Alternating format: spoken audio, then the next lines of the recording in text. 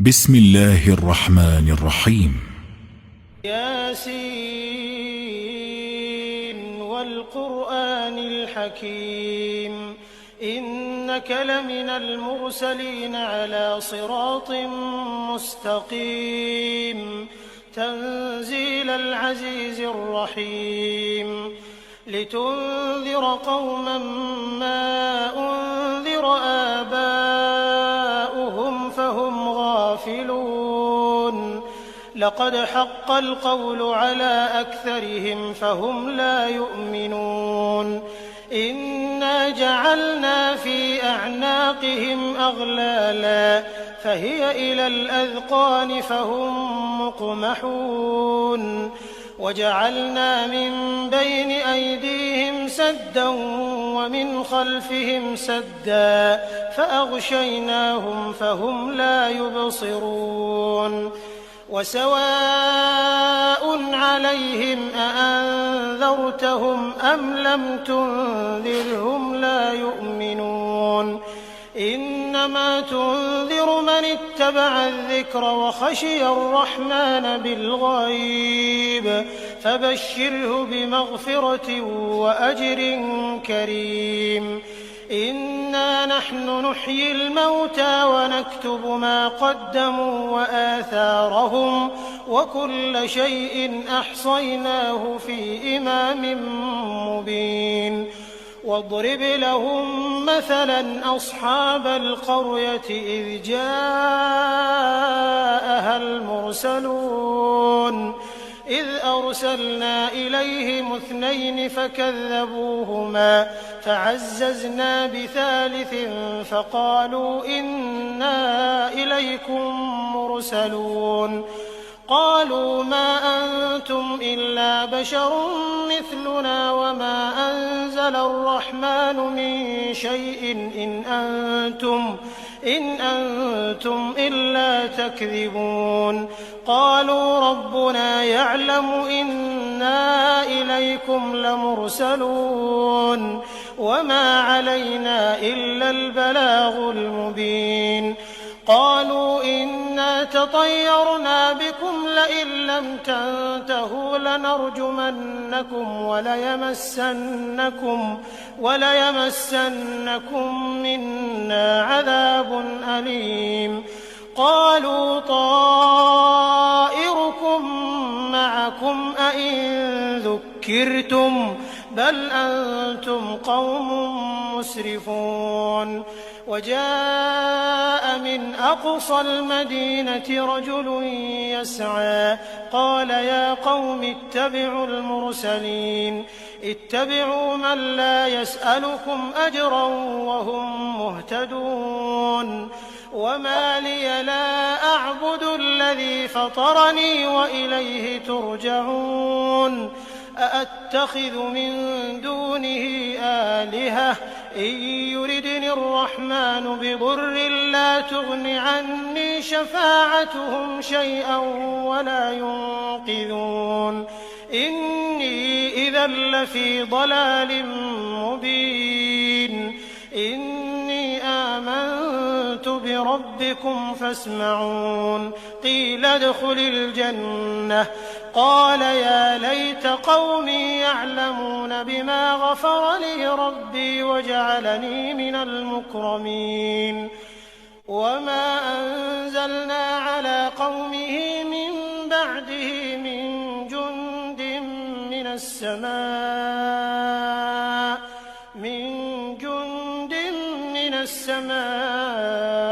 وما كنا منزلين إن كانت إلا صيحة واحدة فإذا هم خامدون يا حسرة على العباد ما يأتيهم من رسول إلا كانوا به يستهزئون ألم يروا كم أهلكنا قبلهم من القرون أنهم إليهم لا يرجعون وإن كل لما جميع لدينا محضرون وآية لهم الأرض الميتة أحييناها فأخرجنا منها حبا فمنه يأكلون وجعلنا فيها جنات من نخيل وأعناب وفجرنا فيها من العيون ليأكلوا من ثمره وما عملته أيديهم أفلا يشكرون سبحان الذي خلق الأزواج كلها مما تنبت الأرض ومن أنفسهم ومما لا يعلمون وآية لهم الليل نسلخ منه النهار فإذا هم مظلمون والشمس تجري لمستقر لها ذلك تقدير العزيز العليم والقمر قدرناه منازل حتى عاد كالعرجون القديم لا الشمس ينبغي لها أن تدرك القمر ولا الليل سابق النهار وكل في فلك يسبحون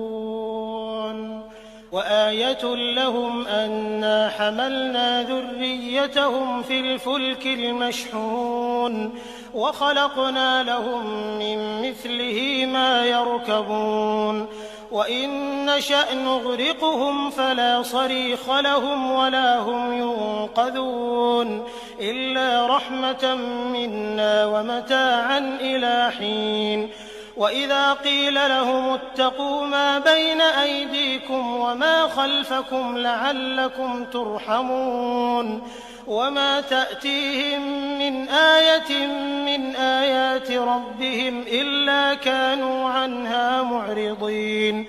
وإذا قيل لهم أنفقوا مما رزقكم الله قال الذين كفروا للذين آمنوا أنطعم من لو يشاء الله أطعمه إن أنتم إلا في ضلال مبين ويقولون متى هذا الوعد إن كنتم صادقين ما ينظرون إلا صيحة واحدة تأخذهم وهم يخصمون فلا يستطيعون توصية ولا إلى أهلهم يرجعون ونفخ في الصور فإذا هم من الأجداث إلى ربهم ينسلون قالوا يا ويلنا من بعثنا من مرقدنا هذا ما وعد الرحمن وصدق المرسلون إن كانت إلا صيحة واحدة فإذا هم جميع لدينا محضرون فاليوم لا تظلم نفس شيئا ولا تجزون إلا ما كنتم تعملون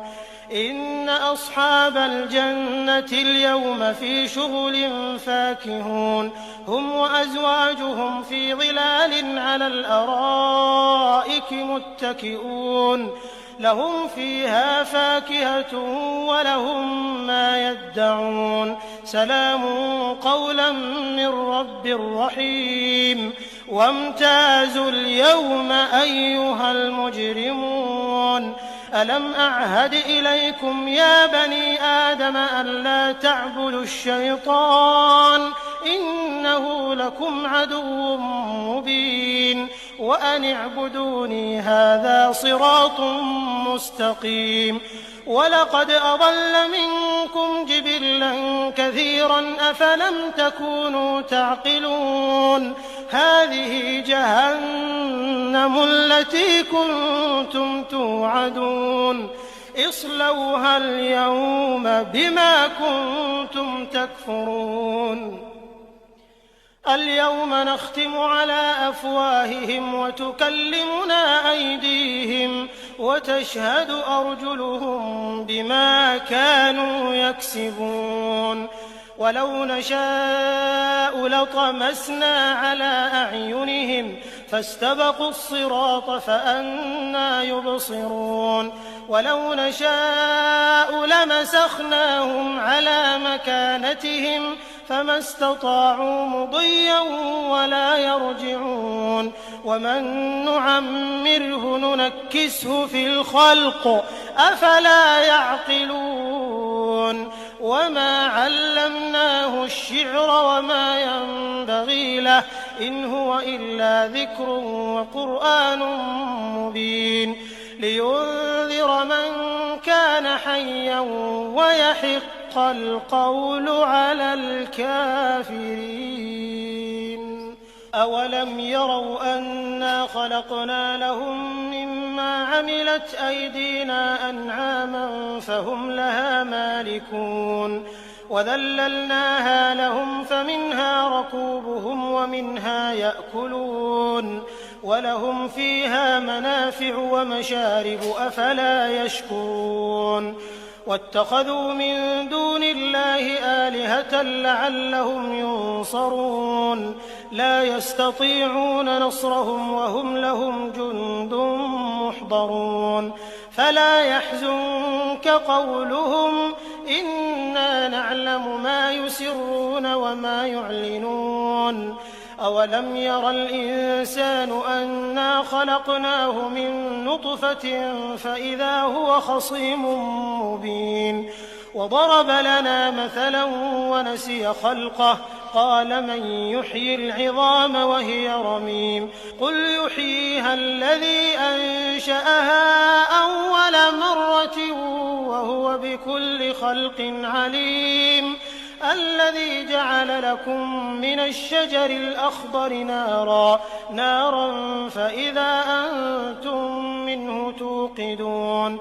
أوليس الذي خلق السماوات والأرض بقادر على أن يخلق مثلهم بلى وهو الخلاق العليم إنما أمره إذا أراد شيئا أن يقول له كن فيكون فسبحان الذي بيده ملكوت كل شيء وإليه ترجعون بسم الله الرحمن الرحيم الرحمن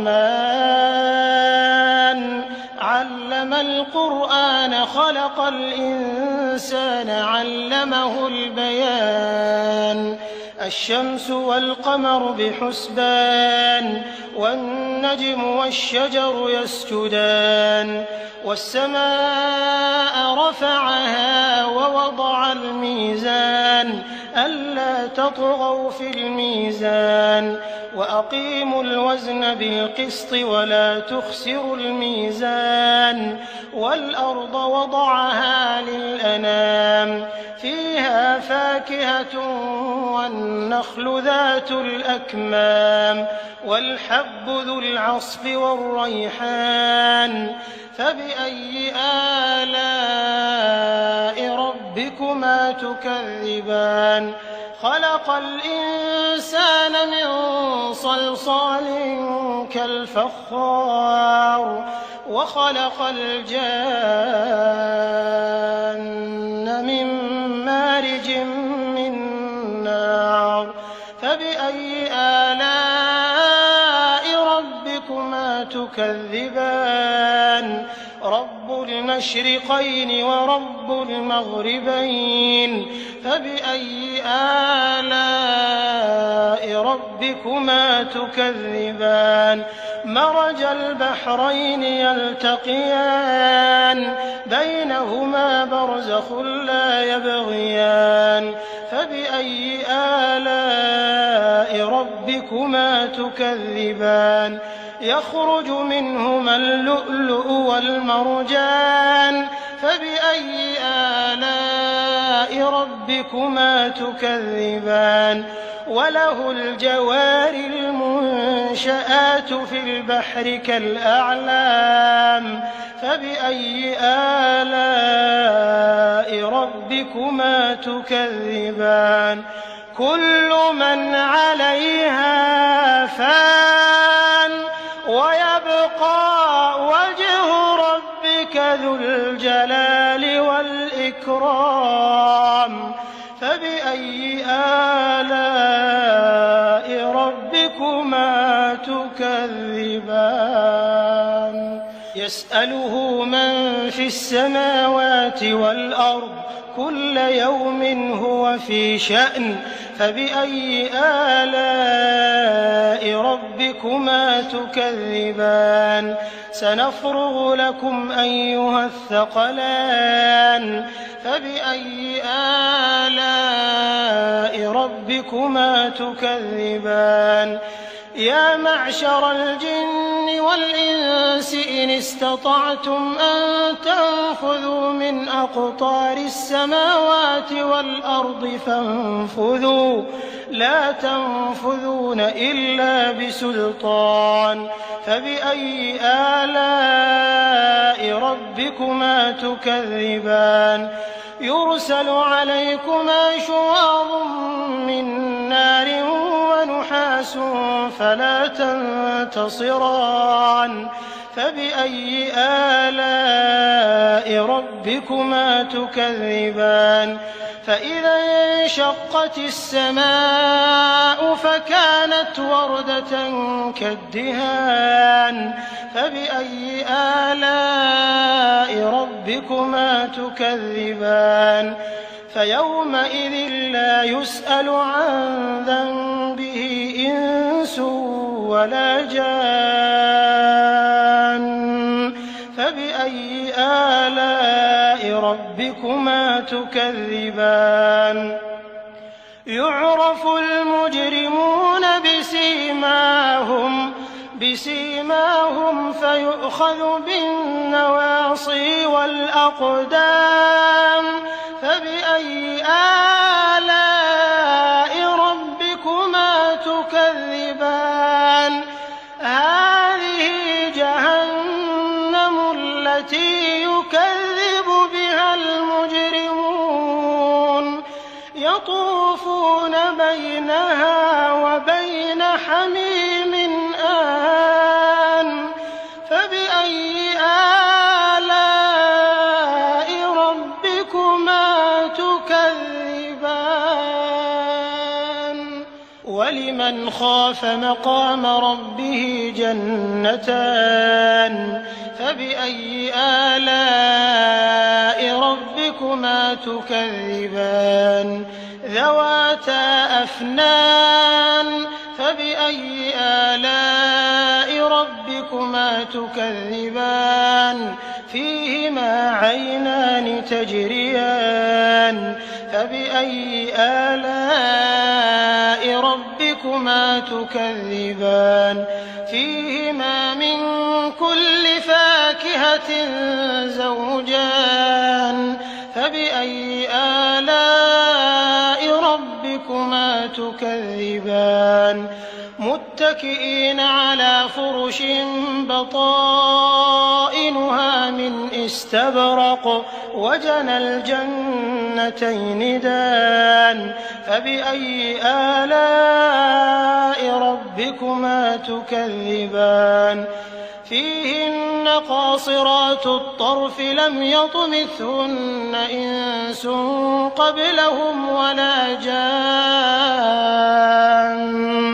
فبأي آلاء ربكما تكذبان كأنهن الياقوت والمرجان فبأي آلاء ربكما تكذبان هل جزاء الإحسان إلا الإحسان فبأي آلاء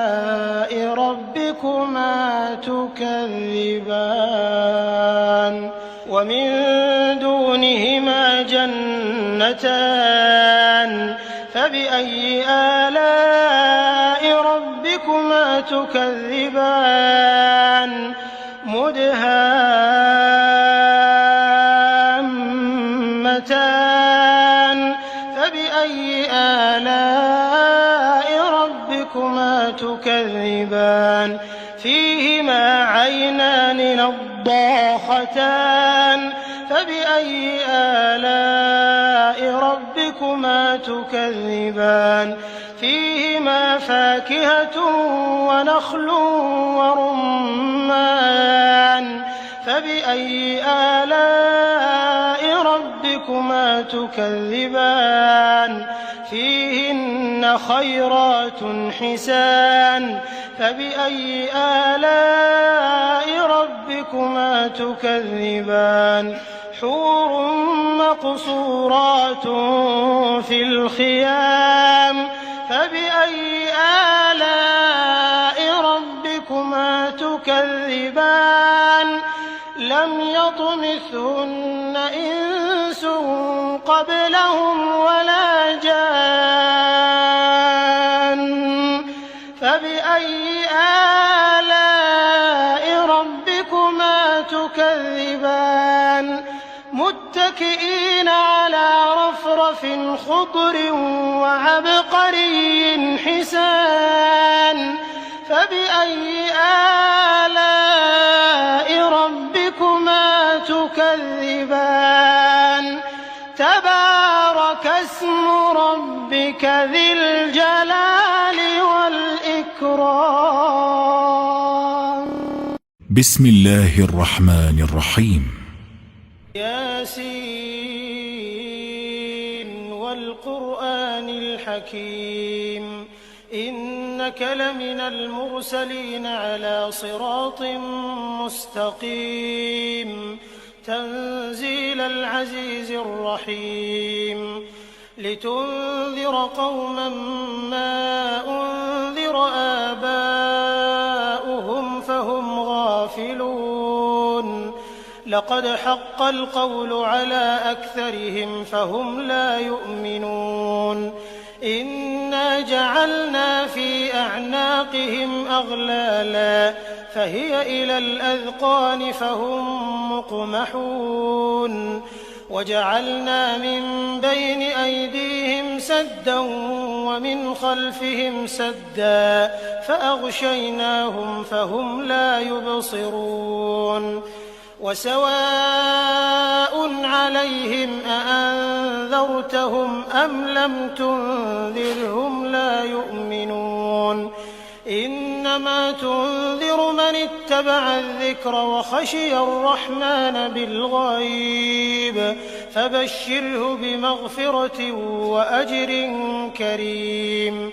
إنا نحن نحيي الموتى ونكتب ما قدموا وآثارهم وكل شيء أحصيناه في إمام مبين واضرب لهم مثلا أصحاب القرية إذ جاءها المرسلون إذ أرسلنا إليهم 2 فكذبوهما فعززنا بثالث فقالوا إنا إليكم مرسلون قالوا ما أنتم إلا بشر مثلنا وما أنزل الرحمن من شيء إن أنتم إلا تكذبون قالوا ربنا يعلم إنا إليكم لمرسلون وما علينا إلا البلاغ المبين قالوا إنا تطيرنا بكم لئن لم تنتهوا لنرجمنكم وليمسنكم منا عذاب أليم قالوا طائركم معكم أئن ذكرتم بل أنتم قوم مسرفون وجاء من أقصى المدينة رجل يسعى قال يا قوم اتبعوا المرسلين اتبعوا من لا يسألكم أجرا وهم مهتدون وما لي لا أعبد الذي فطرني وإليه ترجعون أأتخذ من دونه آلهة إن يردني الرحمن بضر لا تغن عني شفاعتهم شيئا ولا ينقذون إني إذا لفي ضلال مبين إني آمنت بربكم فاسمعون قيل ادخل الجنة قال يا ليت قومي يعلمون بما غفر لي ربي وجعلني من المكرمين وما أنزلنا على قومه من بعده من جند من السماء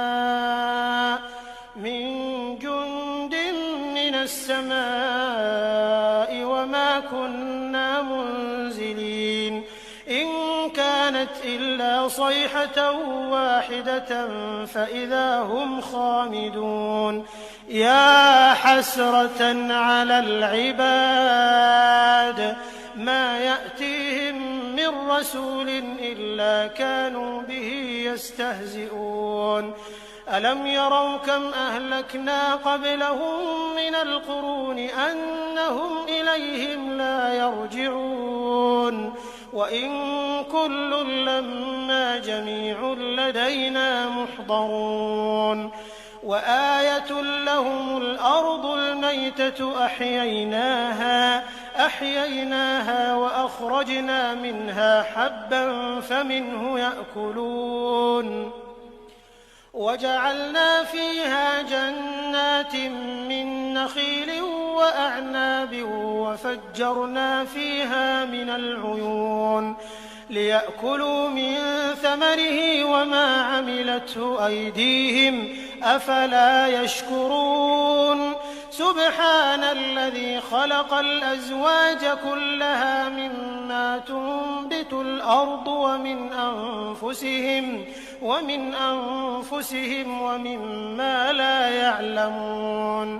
وآية لهم الليل نسلخ منه النهار فإذا هم مظلمون والشمس تجري لمستقر لها ذلك تقدير العزيز العليم والقمر قدرناه منازل حتى عاد كالعرجون القديم لا الشمس ينبغي لها أن تدرك القمر ولا الليل سابق النهار وكل في فلك يسبحون وآية لهم أنا حملنا ذريتهم في الفلك المشحون وخلقنا لهم من مثله ما يركبون وإن نشأ نغرقهم فلا صريخ لهم ولا هم ينقذون إلا رحمة منا ومتاعا إلى حين وإذا قيل لهم اتقوا ما بين أيديكم وما خلفكم لعلكم ترحمون وما تأتيهم من آية من آيات ربهم إلا كانوا عنها معرضين وإذا قيل لهم أنفقوا مما رزقكم الله قال الذين كفروا للذين آمنوا أنطعم من لو يشاء الله أطعمه إن أنتم إلا في ضلال مبين ويقولون متى هذا الوعد إن كنتم صادقين ما ينظرون إلا صيحة واحدة تأخذهم وهم يخصمون فلا يستطيعون توصية ولا إلى أهلهم يرجعون ونفخ في الصور فإذا هم من الأجداث إلى ربهم ينسلون قالوا يا ويلنا من بعثنا من مرقدنا هذا ما وعد الرحمن وصدق المرسلون إن كانت إلا صيحة واحدة فإذا هم جميع لدينا محضرون فاليوم لا تظلم نفس شيئا ولا تجزون إلا ما كنتم تعملون إن أصحاب الجنة اليوم في شغل فاكهون هم وأزواجهم في ظلال على الأرائك متكئون لهم فيها فاكهة ولهم ما يدعون سلام قولا من رب رحيم وامتازوا اليوم أيها المجرمون ألم أعهد إليكم يا بني آدم ألا تعبدوا الشيطان إنه لكم عدو مبين وأن اعبدوني هذا صراط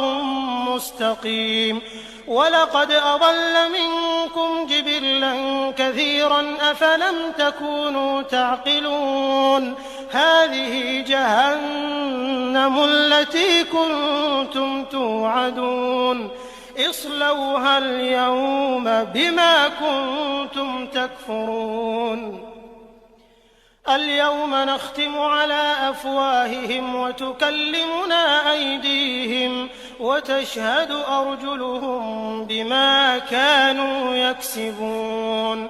ولو نشاء لطمسنا على أعينهم فاستبقوا الصراط فأنى يبصرون ولو نشاء لمسخناهم على مكانتهم فما استطاعوا مضيا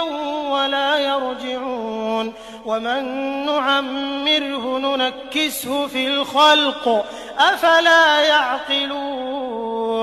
وما علمناه الشعر وما ينبغي له إن هو إلا ذكر وقرآن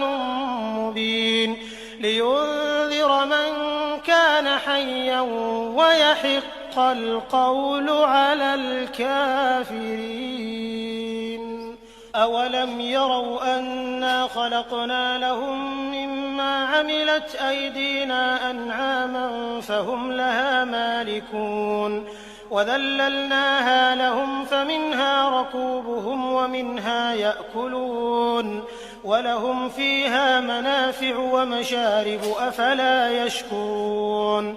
واتخذوا من دون الله آلهة لعلهم ينصرون لا يستطيعون نصرهم وهم لهم جند محضرون فلا يحزنك قولهم إنا نعلم ما يسرون وما يعلنون أولم ير الإنسان أنا خلقناه من نطفة فإذا هو خصيم مبين وضرب لنا مثلا ونسي خلقه قال من يحيي العظام وهي رميم قل يحييها الذي أنشأها أول مرة وهو بكل خلق عليم الذي جعل لكم من الشجر الأخضر نارا فإذا أنتم منه توقدون أوليس الذي خلق السماوات والأرض بقادر على أن يخلق مثلهم بلى وهو الخلاق العليم إنما أمره إذا أراد شيئا أن يقول له كن فيكون فسبحان الذي بيده ملكوت كل شيء وإليه ترجعون بسم الله الرحمن الرحيم الرحمن علم القرآن خلق الإنسان علمه البيان الشمس والقمر بحسبان والنجم والشجر يسجدان والسماء رفعها ووضع الميزان ألا تطغوا في الميزان وأقيموا الوزن بالقسط ولا تخسروا الميزان والأرض وضعها للأنام فيها فاكهة والنخل ذات الأكمام والحب ذو العصف والريحان فبأي آلاء ربكما تكذبان خلق الإنسان من صلصال كالفخار وخلق الجان من مارج من نار فبأي آلاء ربكما تكذبان رب المشرقين ورب المغربين فبأي آلاء ربكما تكذبان مرج البحرين يلتقيان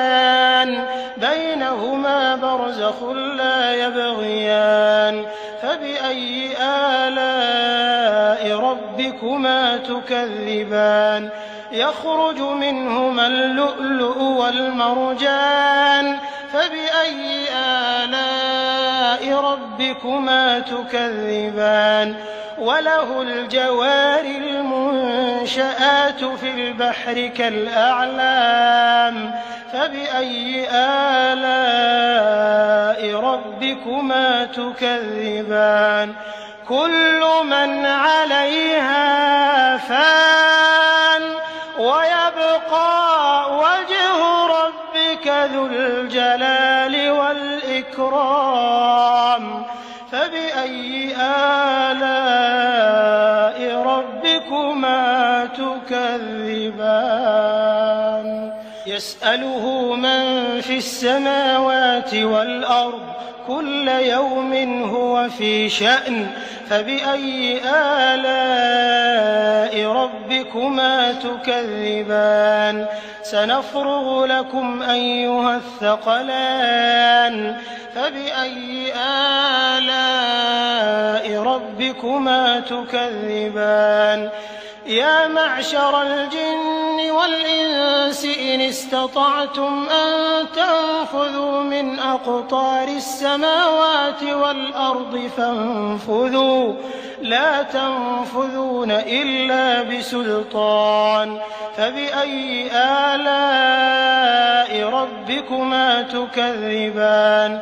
يرسل عليكما شواظ من نار ونحاس فلا تنتصران فبأي